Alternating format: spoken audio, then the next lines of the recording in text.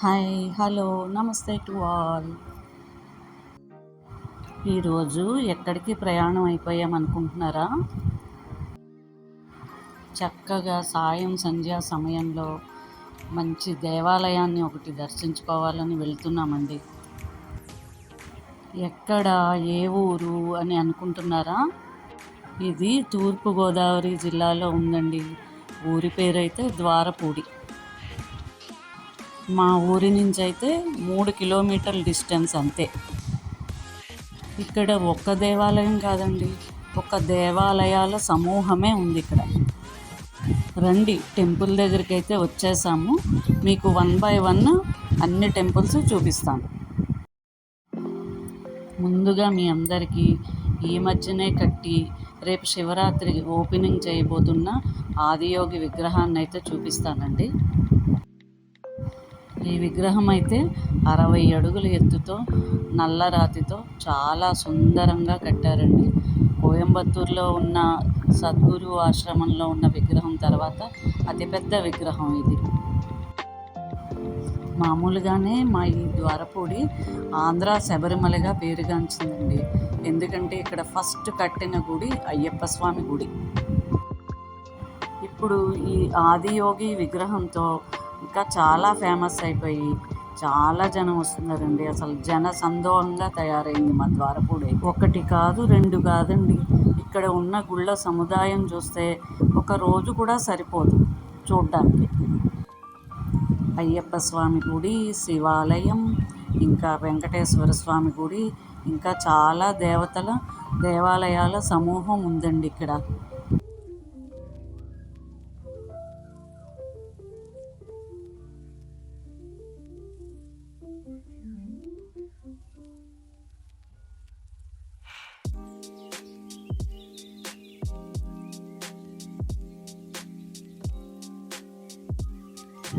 గుడి చుట్టూ ఒక ప్రదక్షిణ చేద్దాము. ఇంకా చాలా విశేషాలు ఉన్నాయి, అన్నీ వరుసగా చూపిస్తాను, రండి.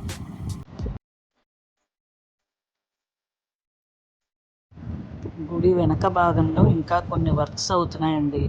శివరాత్రి వచ్చేస్తుంది కదా, చాలా త్వరగా ముగించాలని చెప్పి చేస్తున్నారు.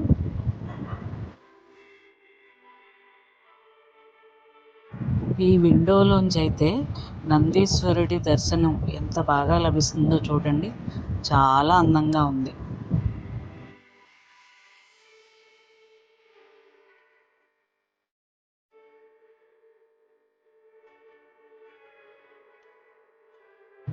ఇదైతే ఆదియోగి నైట్ వ్యూ.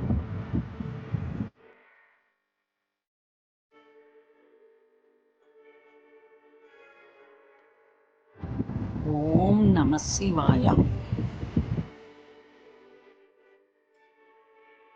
ఈ ఆదియోగి విగ్రహం చుట్టూ ఇంకా సప్త మహర్షుల విగ్రహాలు, వినాయకుడు, కుమారస్వామి, ఇలాగ చాలా విగ్రహాలు ఏర్పాటు చేశారండి. చూడడానికైతే కన్నుల పండుగగా ఉంది.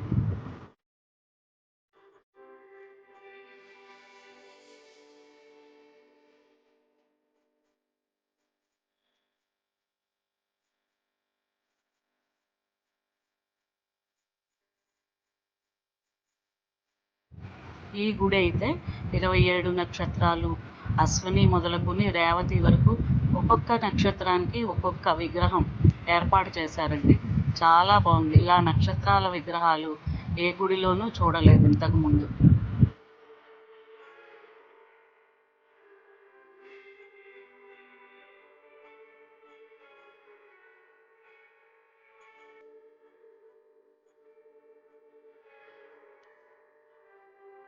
ఇక్కడితో ఈ ఆదియోగి గుడి పరిసమాప్తం అండి.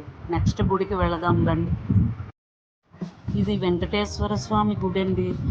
ఈ ఆదియోగి గుడి పక్కనే ఉంటుంది. ఇది కూడా ఎంట్రన్స్లోనే చూడండి, కృష్ణార్జునులు రథం మీద గీతాబోధన చేస్తున్నట్టు ఎంత బాగుందో. ఇంకా గుడి అయితే లోపల దశావతారాలు, వెంకటేశ్వర స్వామి చాలా బాగుంటుందండి. లోపల కెమెరా అలౌడ్ లేదు, బయట నుంచే మీకు గుడి చూపిస్తున్నాను, చూసేయండి. చాలా అందంగా ఉంటుందండి వెంకటేశ్వర స్వామి గుడి లోపల.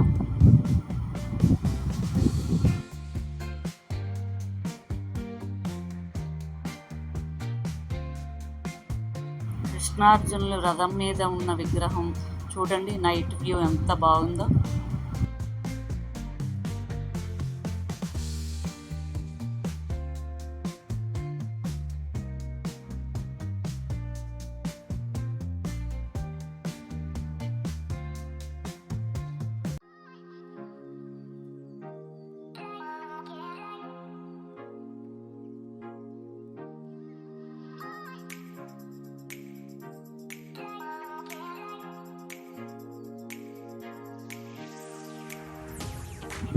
నంది, ఆంజనేయ స్వామి విగ్రహాలు ఉన్నాయండి.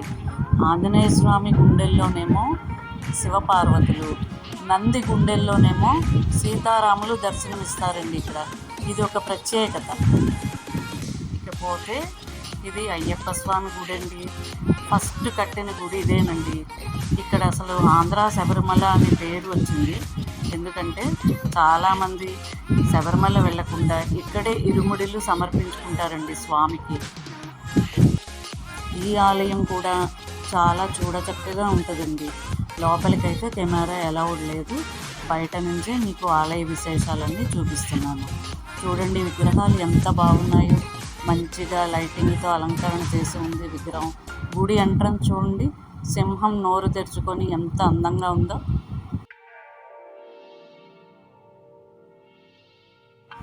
హరిహర సుత పుత్రుడు అయ్యప్ప పులి మీద ఎక్కిన విగ్రహం చూడండి ఎంత చక్కగా ఉందో.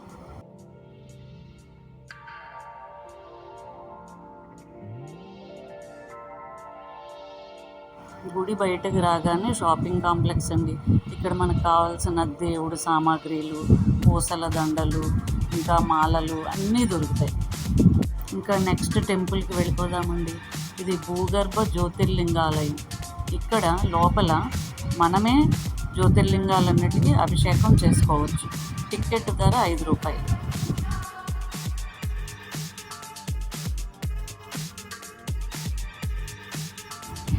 ఇక్కడ 12 జ్యోతిర్లింగాలన్నీ ఏర్పాటు చేశారు.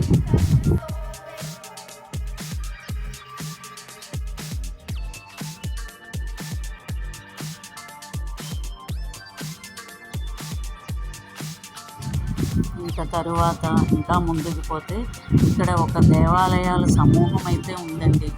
లేని దేవత అంటూ లేదు ఇక్కడికి విచ్చేసిన వాళ్ళకి అందరి దేవతల దర్శనాలు లభిస్తాయి.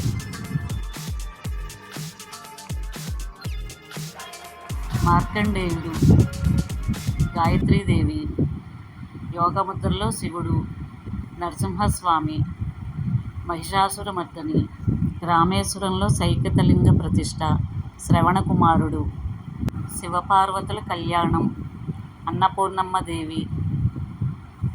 ఈ పెద్ద అంకాళ పరమేశ్వరి గుడి మరెక్కడా లేదండి. ఇక్కడ ఉప్పుతో అభిషేకం చేస్తారు. అంటే ఉప్పు వలె కష్టాలు కరిగిపోయి కోరిన కోరికలు తీరుతాయని నమ్మకం. ఇంతటితో మా సందర్శన పూర్తయిందండి. టాటా, బాయ్, మళ్ళీ కలుద్దాం.